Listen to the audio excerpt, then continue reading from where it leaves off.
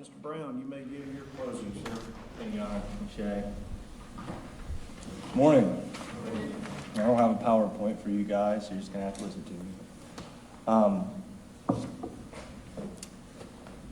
This morning, the government's taking an interesting tactic. They're telling you that physical evidence doesn't match Mr. Walker's story. And you know what else doesn't match? It doesn't match with their story because they don't have one. At no point have they offered you an alternative theory of what happened that evening.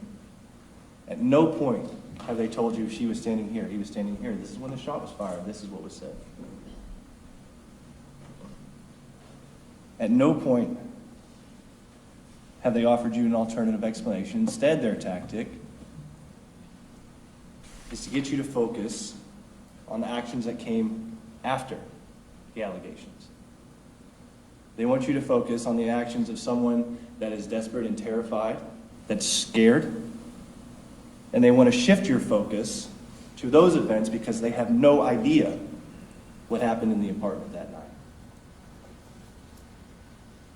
The burden rests solely on the state, and quite honestly, it's bad form to object during closing.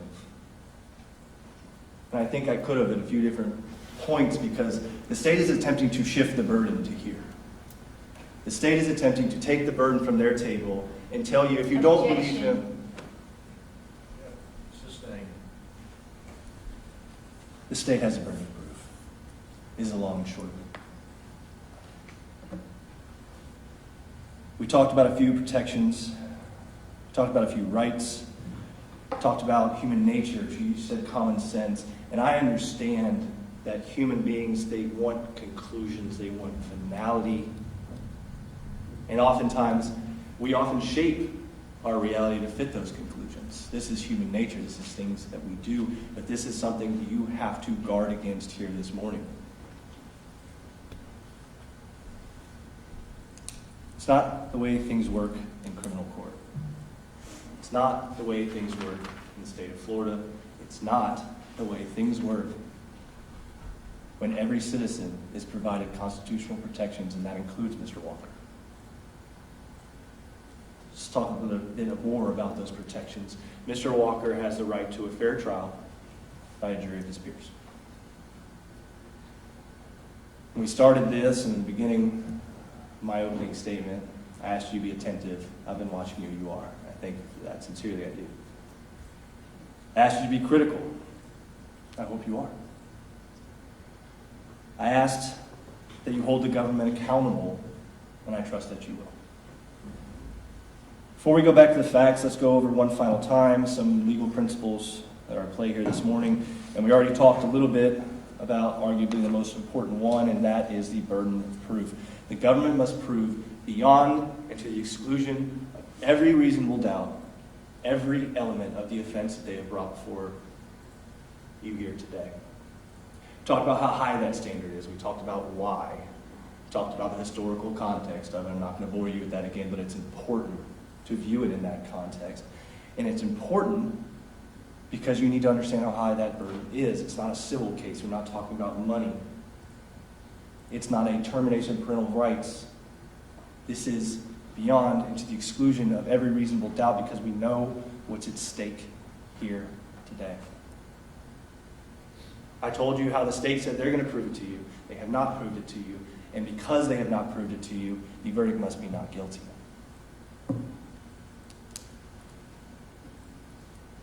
Talked about reasonable doubt, how it can be present in three places, right? Lack of evidence, any conflict of evidence, and the evidence itself.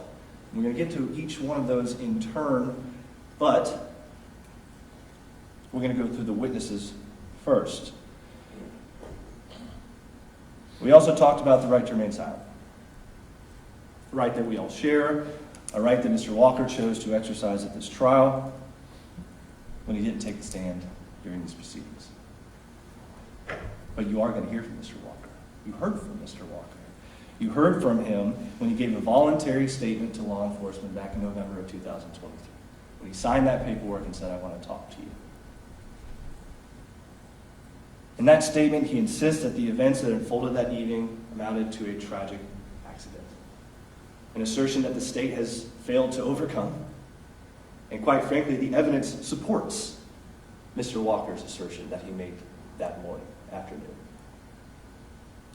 I stressed in jury selection in my opening statement the importance of the presumption of innocence, that Mr. Walker is to be presumed not guilty until the conclusion of the evidence. The evidence has concluded. And I submit to you that presumption remains, and it has become a reality. Mr. Walker is not guilty. The state has failed to prove the allegations. They failed to prove whatever version of events that they want you to believe, because they haven't said anything here today about what actually happened. Mr. Walker has. And if it's reasonable, what Mr. Walker says, you must find him not guilty.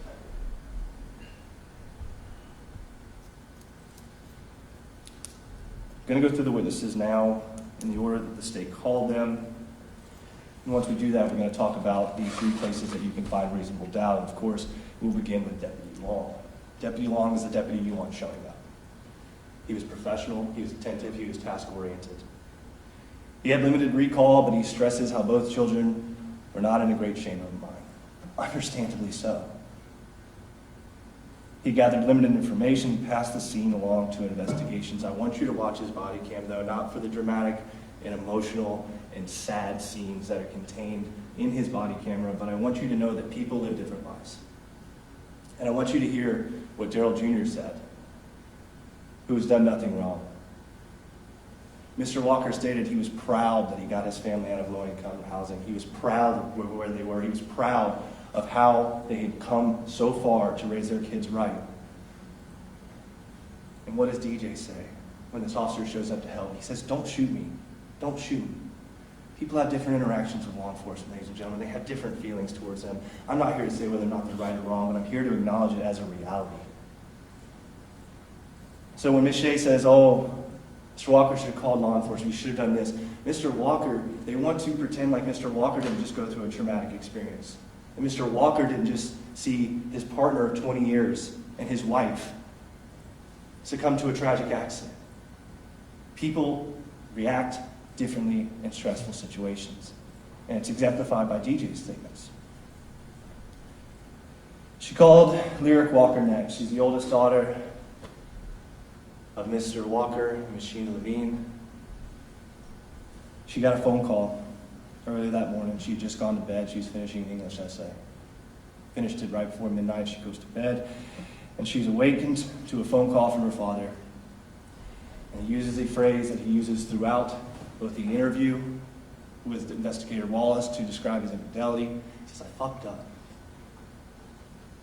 She grabbed the gun. She grabbed the gun. Just get here. He turned to his daughter, who he loves. And it's tragic that Mr. Walker didn't make better decisions that night. It is. But when Lyric shows up, he continues to say the same things. She grabbed the gun. She grabbed the gun. I fucked up. She grabbed the gun. She admits to being understandably panicked, and she said that she flipped out. These are all things Ms. Shea indicated. Did they have an opportunity to view the evidence? Did they have the opportunity to see what happened? They did, but you have to look at what that filter is. The chaotic nature of the situation. The emotional response that human beings have when things like this happen. She tells us that DJ begins to scream. He begins to curse at his father. He tells him to get out. Just get out. And Mr. Walker does. And then we heard from DJ. DJ stated that hours before this incident happened, and Ms. Shea, we're going to talk about the timeline here in a second.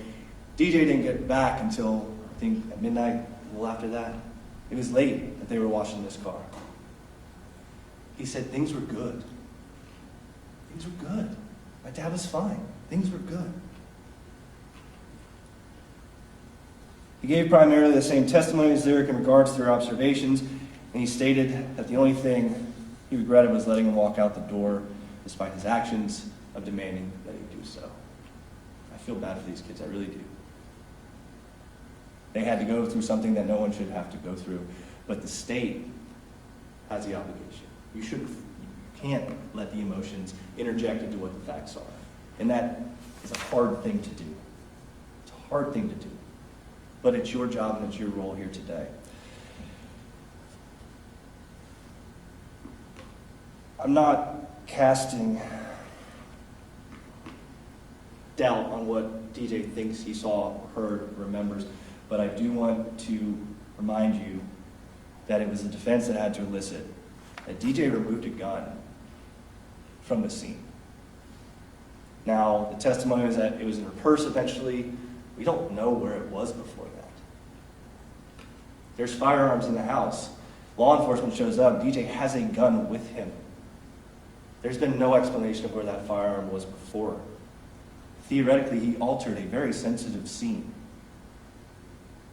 Ms. Shea would go on to elicit testimony from DJ that when he was with his father, he saw the gun, perhaps the one used in the shooting, right, this .45.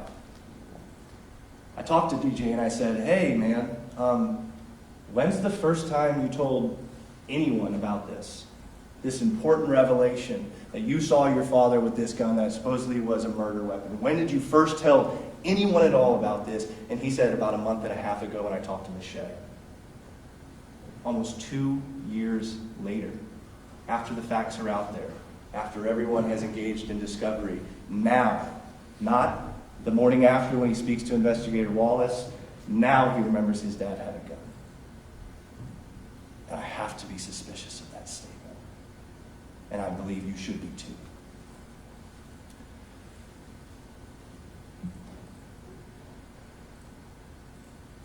Those are the civilian witnesses. Everyone else is law enforcement. And as we move forward with law enforcement, I'd like to remind you, and it's unfortunate, but there was only 2 people in that apartment that night that know what happened, and only one of them was able to give a statement. And I would submit to you that nothing you heard from the following witnesses, the law enforcement officials that worked this case to the best of their ability, nothing they said conflicts with what Mr. Walker said. In fact, most of it supports it. So let's go through that now. We have crime scene technician, CST, Jennifer Hall, right? Ms. Hall showed up to the scene. She went to work. She collected evidence. She took photographs. And what do some of those photographs show? Look at the defendant's exhibit. They show a sign of a struggle. They show the bath mats disheveled. They show the air conditioner, the thermostat cover broken off, laying right in the area where this altercation supposedly happened. She told you about a pair of women's underwear found in the kitchen. And Ms. Shea is saying she may have just woke up, like people just leave their underwear in the kitchen, but isn't it more likely that when Mr. Walker returned home, there was food on the stove, you can see that, the TV was still on, you can see that. Doesn't it coincide with his story that eventually after dinner, after they talked, that she wanted to engage in sexual activity and the pivotal moment came, when he knew there was no longer any way to hide what he had done, his infidelity. There was nowhere to run anymore, and things boiled over. We don't know how long they argued. We don't know what they said. We know Investigator Wallace didn't go and talk to any of the other people in the apartment, or at least the state, with their burden of proof, didn't elicit that testimony in this small quadplex. She told you that she collected gun boxes from a closet where Mr. Walker said Miss Levine went to retrieve a firearm. I'm going to go ahead and get this pointed out now. Guns work for anyone. She wants to make this straight. Oh, it was Mr. Walker's gun. It was Miss Levine's gun. We know there's guns in the house. We know that the guns are kept in the closet. Mr. Walker indicated that she went to the closet and retrieved a gun. There's no censor that says, oh, you're not Mr. Walker. I'm not going to let you use me.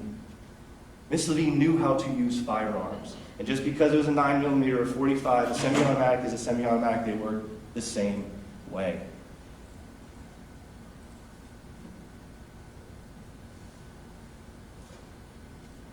Ms. Hall stated that there was suspected soot on the nightcap that Miss Levine was wearing. It indicates close range. It's exactly what Mr. Walker said. Right? She took pictures of that. She noted it in her report. But what she failed to notice, when I spoke to the medical examiner, I said, hey, you can look at the pictures. There's some blood underneath Miss Levine's fingernails. I said, hey, did you do any scrapings? Did you look for DNA? Did you see if Mr. Walker's DNA was or wasn't underneath her fingernails? She did not do that, and that was her responsibility. And it's not her responsibility to collect evidence that is inculpatory, tending to suggest that the defendant committed the act. It's her job to collect all of the evidence and let you decide. And there has been a vast failure in order to bring you all the evidence here today. We're going to talk about Ms. Wallace, or Investigator Wallace, here in a second. We're going to get to her first investigation, okay? But I do want you to take note that the defense introduced 3 exhibits, I believe, of some cameras, right? And I asked, hey, I know that there may have been some dispute about whether or not they recorded, who knows? Did you ever look into it?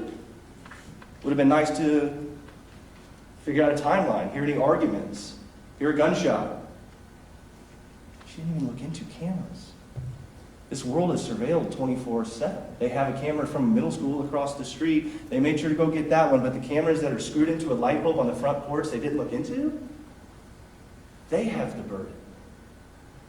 They failed to investigate properly in this instance, and they failed to provide possibly exculpatory evidence that would benefit Mr. Walker. So let's talk about Investigator Ashley Wallace. I think she's doing her best, but I also think it's very apparent that this is her first investigation. I'm not trying to disparage her. Like I said, it's a tough job. Police work is hard. They're underfunded. They're overworked. But for her first investigation as the lead, Investigator Wallace spent how long on the scene? 10 minutes. That's her testimony.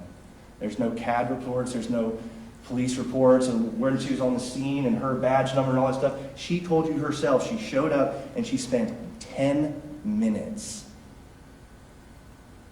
She wasn't aware of a lot of the basic facts that you heard. How Darryl Jr. had a gun and she thought it was in the closet, right? She wasn't aware of the developments that happened that night. 10 minutes on the scene? 10 minutes to develop an idea of what happened? 10 minutes to let things develop? 10 minutes. And then she delegates. So what does she do? She focuses on the statements of Lyric and the statements of DJ, and in that moment she makes up her mind. In that moment she says, this is what happened and I'm going to fit the rest of the facts into my narrative. And she continued to do so throughout this investigation. She spoke to both kids right after, right? And she noted, and this is something I found interesting, she said, yeah, DJ was both hesitant and emotional. And I asked her this question, safe to say he was hesitant, emotional? She said, yeah. It's like, would you classify that as reluctant? She said, oh, no. She didn't have any hesitation to apply that term to Mr. Walker, right? The same emotions, hesitant, emotional, traumatic experience. On one hand, he's gone through a lot, and he has. I'm not trying to make light of that. But she doesn't afford the same liberty to Mr. Walker. He's reluctant. He's got something to hide. It's a dual standard that she's employing because she already has the answers that she's trying to get to. She's not trying to work towards the answer. She has it. She's working backwards. She learned that, again, Miss Levine owned firearms. She knew how to use them. And as I previously stated, she mistakenly believed that the gun collected that night came from the closet, right? Where the boxes came, instead of from DJ's possession. And who knows where before that, right? She confirmed that DJ never said that he stated he saw his dad with a gun the night before. Pretty important information that he remembers 2 years later that the state is now relying on, right? They made it a big point to put up on the PowerPoint. So we move on. She makes some summary conclusions. And what does she rely on? I asked her, you relied on the trajectory, the lack of stippling, and the lack of soot, right? And she said, yes. Here's the thing. We later learned she had a simple conversation instead of jumping to conclusions with the medical examiner and the crime scene technician. She would have learned that there was an explanation for the lack of stippling and soot due to what is called an intermediary, right? That's the hair, that's the wig, that's the shower cap. 3 of them, in fact. Most telling is that she had to agree with me when I said, hey, you're now aware of the crime scene technician's findings. Because I don't even think she knew here today, years later. She said, I asked her, if there's soot, that indicates that the round was fired from close, right? She's like, yeah. I was like, wouldn't that be consistent with Mr. Walker's story? And she said, yes. The investigator is agreeing that the facts, that the forensic evidence that the state attorney is trying to characterize as inculpatory goes along with what the story he said. Is it reasonable to believe his story? Yes. Facts line up to it, according to the own investigator. If his story is reasonable, the verdict is not guilty. But she'd have the opportunity to speak with Mr. Walker. And Ms. Shea, again, the government is asking you to look at his story and say, it couldn't have happened like that. Couldn't have happened like that. It could have. We already know that part of it matches from the investigator, right? It could have happened like that. But she wants you to say, because the forensic evidence doesn't match, which it does, it couldn't have happened like that, so you should convict him. All the while not telling you what she thinks happened. The government doesn't know what happened. And they expect you, it probably happened. Probably isn't good enough. It may have happened isn't good enough. They have failed to prove to you beyond a reasonable doubt what actually happened, on top of the fact that Mr. Walker's story is credible. They're taught investigative tactics, and I get it. I think that she's trying to put him at ease. She said, and I'm not making any generalizations here, women are impulsive. They can be emotional, right? And she may have meant those things. She may have just tried to put him at ease. But she stated that Mr. Walker was wholly cooperative. Ms. Shea asked that question. He was cooperative, yeah, but also somehow reluctant. At times ignoring that he too had just been, as I stated, through a traumatic experience where he lost his wife. He now sat in handcuffs in an orange jumpsuit, accused of her murder.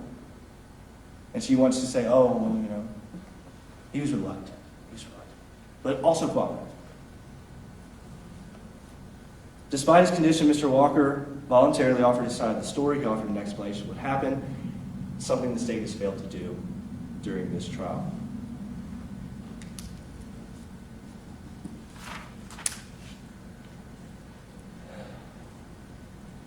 Mr. Walker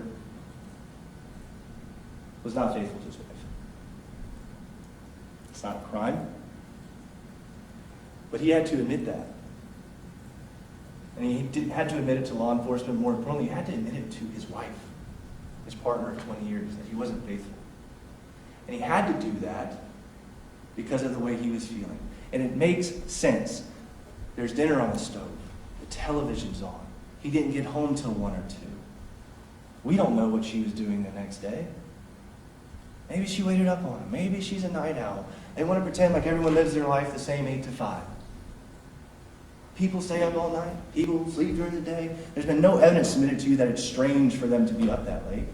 Maybe they were arguing for an hour or 2 before this incident happened. Maybe it came to a culmination when Miss Levine went and retrieved that gun because she was so frustrated with the things that were being said. We don't know any of this. The state wants you to believe, Mr. Walker's story doesn't add, so convict. We don't know what happened, but just convict. What he said doesn't make sense, just convict. So Mr. Walker comes clean about his infidelity, and if you notice, he uses the same language. And I'm just pointing it out, guys. When he talks about his infidelity, he says, I knew I fucked up. Fucked up. It's a phrase he continues to repeat. It's a phrase that he says on the heels of a conversation that he had that resulted in a tragic accident, right? So what does he do? He comes clean, right? He thinks, I may have something, I have to tell her, I want to get a test, I want to start over, and he expresses his desire not to pass this on to his wife, and he somehow hopes that by being honest, he's going to gain her forgiveness, and unfortunately, we know now that that wasn't the case. Mr. Walker stated that during her, again, justifiable rage at the unfaithfulness of her longtime partner, Miss Levine goes to the closet where we know the guns are kept and retrieves the gun. Mr. Walker stated, I tried to leave. She wouldn't let me. He then says, eventually, Miss Levine surrenders the firearm. He removes the magazine and he holds both objects. She said in his left hand, watch the video, I didn't get that. He says he removes the magazine, he holds both clunky objects in his hand as he embraces his wife. If you choose, watch the interview again, because I think this is where things kind of go off the rails. Investigator Chambly is there. I think it's very clear why he was there. It's because Investigator Wallace is engaging in her first investigation as a lead investigator. He's there to supervise. He's there to monitor her. He's there to make sure everything's done right. Objection, facts not in evidence. Sustained. I invite you to look at the demeanor of Investigator Chambly. I invite you to look when Ashley Wallace looks over to him and says, anything else? And he interjects. He interjects, and watch how he goes about talking to Mr. Walker, right? Watch how he ignores, and the state ignores, Mr. Walker's clear statement where he says, I backed up and the gun went off. I backed up and the gun went off. Yet when Investigator Chambly does this physical recreation, right, he makes sure, and your hands were behind his head, they were behind her head, they were behind her head, right, they're behind her head, and now the state is going to make this inference and that was when the shot was fired. We disagreed on a lot, but this is where I do agree, right? I agree that it's absolutely not possible with the trajectory presented by Dr. Lopez-Morel that the firearm went off when it was behind her head and caused that wound. I agree, but that's not what he said. That's not what he said. That's the conclusion that Investigator Chambly wanted because it made sense with the narrative. And watch him. As soon as he gets that, he sits back down. He's satisfied. He got what he wanted. But it's not what Darryl said. I backed up and the gun went off. I backed up and the gun went off. I backed up and the gun went off. She also said she grabbed the gun. Guns do not fire, for the most part, unless the trigger is pulled. Michelle wants you to believe that triggers aren't pulled on accident, that something couldn't bump the firearm and engage that mechanism. She grabbed the gun. Even if she pushed him, even if she did this, is there not a chance that perhaps maybe she hit the trigger? We know it was fired close. There's sooting that indicates that it was fired close. It's reasonable to believe that his story is true. And if his story is true, or even reasonable, he's not guilty. The state has the burden. Please do not forget that throughout your deliberations. He goes on to say, I'm being 100% honest. You can watch him, you can test the veracity of that statement. And he ends the interview expressing his concern and seemingly his regret. And he said, I should have stayed. I should have stayed. And I agree with him, but I don't think that would have precluded what he was scared of, and that's this right now. It's the government not believing him, it's law enforcement not believing him, but the beauty of the system is that you are here. You are here to hear him, you are here to hear his story, and you are here to hold the government accountable. So we go to Dr. Lorraine Lopez-Morel. She's a scientist, she's a doctor, and the reason why I say she's a good scientist is when confronted with evidence and information contrary to her initial conclusions, she modified them, right? In an ME report, she indicated initially that there was an absence of stippling or soot, but when I asked her, hey, what about intermediaries? She explained to you that it would be reasonable that these things would not be present if there was some sort of intermediary, a shower cap, a wig, braids, all of which were present. She ultimately concluded that the range of fire was indeterminate. Going right back to the state has no idea where Mr. Walker was standing, where Ms. Levine was standing, how far away the gun was, where they were positioned. They have proven none of this to you. And the physical evidence does nothing but back up Mr. Walker's version of the events. She made it a point to say that in her world, the absence of evidence isn't evidence, but in this world, it is. So let's talk about the lack of evidence. Ladies and gentlemen, it's overwhelming. The lack of witnesses, the lack of investigation. I mentioned earlier, how hard would it have been to go knock on doors and see if there's any yelling when the gunshot happened? The lack of evidence from the state that suggests anything goes against Mr. Walker's narrative. Conflicts of evidence. Not necessarily a conflict per se, but I thought it was interesting, DJ's sudden revelation, this thing that puts the gun in his dad's hand the night before that he never told anybody until today, yesterday. The disconnect between the investigator, the crime scene technician, the medical examiner, who apparently all independently worked and not once collaborated and shared their findings, seemingly coming to different conclusions. And then there's the evidence itself, right? States failed, I'm reiterating this, but they failed to present any evidence that disputes Mr. Walker's version of events, simply stating that if you don't believe him, you should convict him. The evidence itself supports his version. I already mentioned, look back at the pictures, the dinner on the stove, the TV's on, the signs of a struggle, the firearms in the bedroom closet, Miss Levine's state of undress that clearly indicates that she was anticipating or about to engage in sexual activity. A tragic, single gunshot wound at an angle that suggests non-intentional discharge and stood on her nightcap, which correlates with the distance he exemplified before investigator Sheena Levine interjected himself. It's a jilted wife who was frustrated with a husband who wasn't faithful, and a husband frustrated with himself who decided to come clean. A gun introduced into a volatile situation, and a tragic accident. Ms. Shea explained the elements of second-degree murder. She explained the elements of manslaughter. But what she has not explained is any motive, any intent to kill or carry out any action otherwise. What she hasn't explained is how there's a scenario in which a husband who is just with his kids, cleaning out a car, and his kids stated everything was good, how he turned into a killer.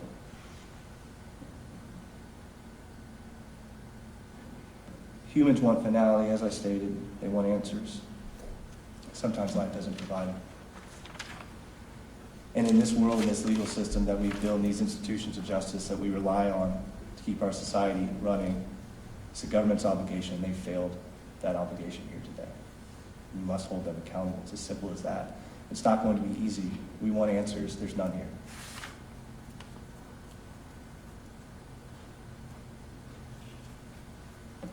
Talked about liberty being at stake. Talked about the role of the jury and how it's your job to hold the government accountable and the system and Mr. Walker accountable. So we've been together for a bit now, Monday, yesterday, all day, today, this morning, and this is the last time I'm going to get to address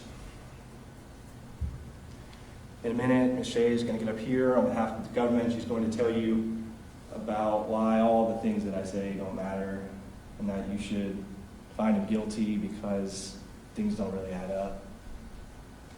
You should find him guilty because they had some spats in the past. You should find him guilty because something probably happened. It's not how this works here.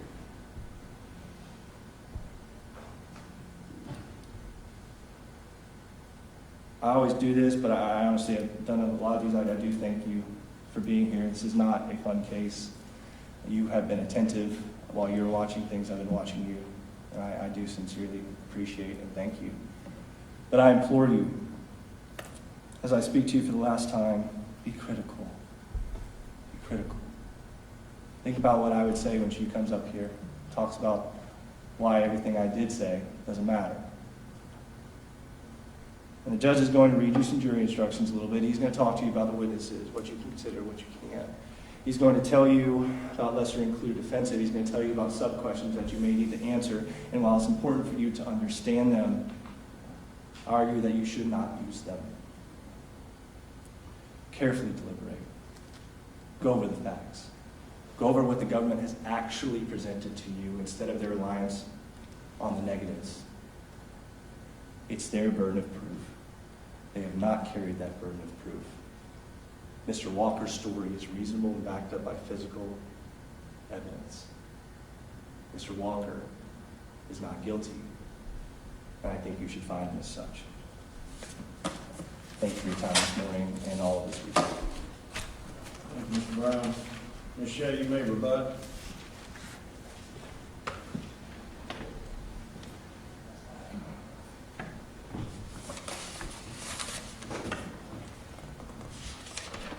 Let me be very clear about one thing Mr. Brown incorrectly stated to you. He says that the state hasn't shown any intent or motive. I do not have to prove intent or motive to prove a crime was committed and the defendant committed the crime, okay? I don't have to prove intent or motive. Nothing in the instructions or the law the judge is going to give you says that I have to do that. So do not place that burden on me, because then you would be not following the law. Now, he's also, just a couple of things that he brought up about the investigation, the overwhelming lack of evidence. He brought up the fact that there was no DNA collected or no DNA tested, and it's a vast failure because there's no DNA for you to consider. Well, the defendant and the victim both lived in this house. Their DNA is going to be everywhere. Both of them are going to have DNA on them from each other. The house, all the items in the house are going to have their DNA on it.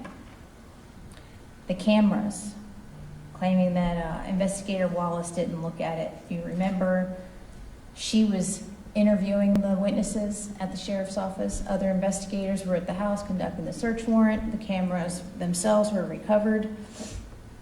And as she's given information about all the stuff that's in the case, there was no other video evidence to submit.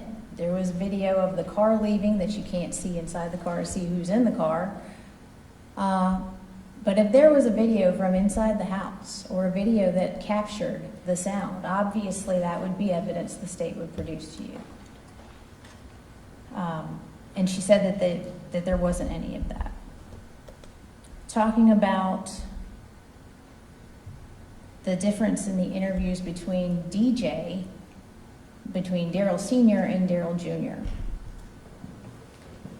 And Mr. Brown brought up that, that the younger was emotional, and therefore you should also consider that his statement was reluctantly made. Well, I submit to you, his statement is taken 30 minutes, a couple hours after this incident happens. He's 18 years old. He just saw his mother die in the hallway floor, and he knows that his father's responsible for it. Investigator Wallace didn't consider that reluctant, but cross that with the defendant's statement that 6 days later, that he's giving not because he came to the sheriff's office willingly, he's giving because he was caught somewhere else and arrested for this. They are in very different positions, Darryl Sr. and Darryl Jr., and their motivations at the time they're giving their statements are also very different.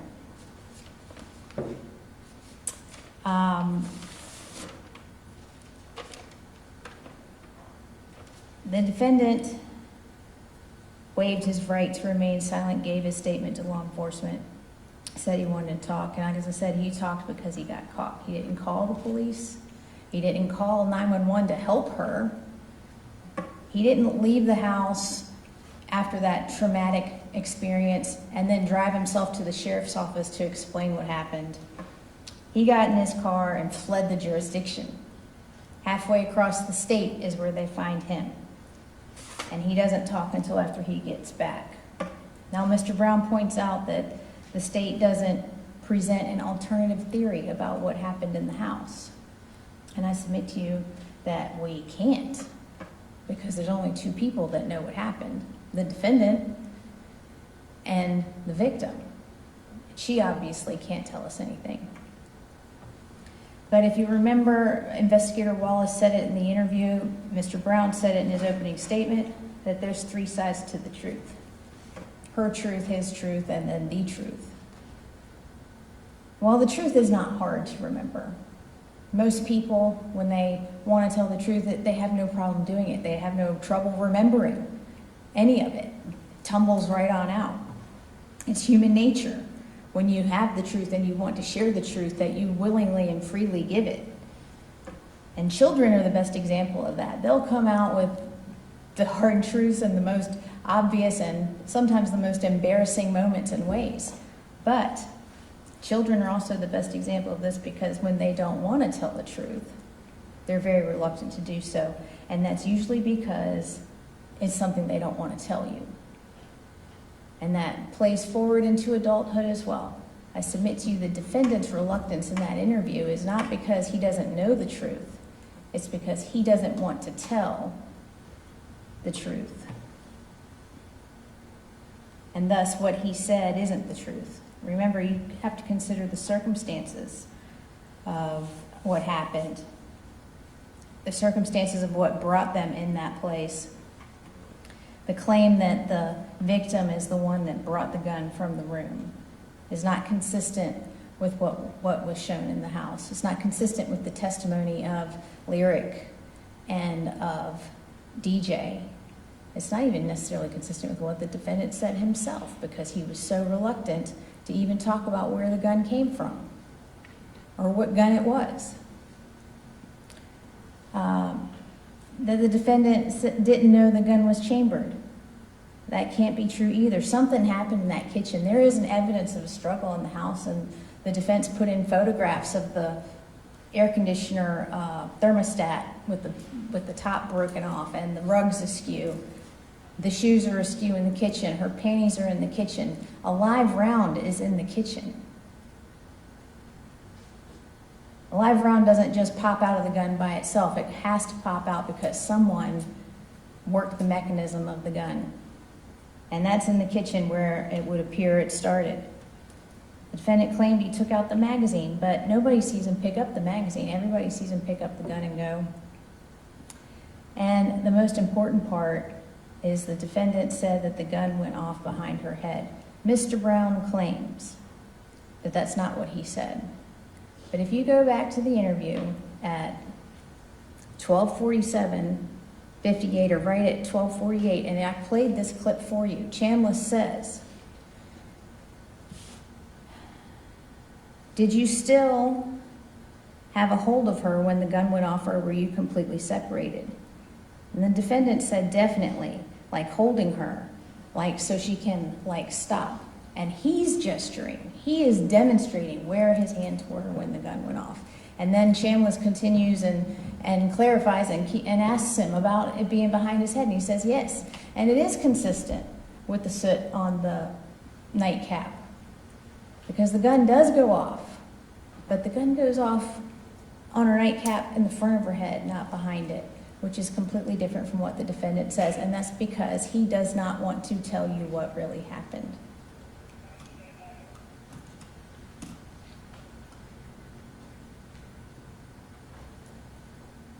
She grabbed the gun, is what he told Lyric, what Lyric said yesterday that the defendant said. DJ said that the defendant said that he reached for the gun, or that she reached for the gun. Why is there a gun to begin with? Why is there even a gun to begin with? I submit to you the circumstances that the defendant puts forth are not true. Why is there a gun to begin with? We've already established that she didn't bring his gun from her room. Why would there be a gun? The defendant says, Mr. Brown has said of the defendant that we focused on his actions after the fact, the actions of a desperate and terrified man. And I submit to you, maybe, but those are also actions that are consistent with consciousness of guilt. The things that people do when they know they are responsible for something they shouldn't be, or things that they know they did wrong. Leaving the scene, taking the gun, refusing to answer the question. Remember, it took him 5 minutes just to say it was a .45, and then he would say it was his gun, but it took him 5 minutes to say it was a .45. It took him forever to pull out where he got rid of the gun, and then he was still not even specific about that. And I submit to you that things didn't happen the way the defendant represents in his interview. And I can't tell you how it did. But one thing is 100% for sure. If it didn't happen the way the defendant says it did, it was not an accident. The defendant's story is that this was an accident. This wasn't an accident. This was a marital dispute that got violent. The defendant introduced a gun into the situation, and then his wife is shot and killed with it. He's the only one left standing. He's the responsible party for this. You have all the evidence you need to convict him of second-degree murder. Thank you.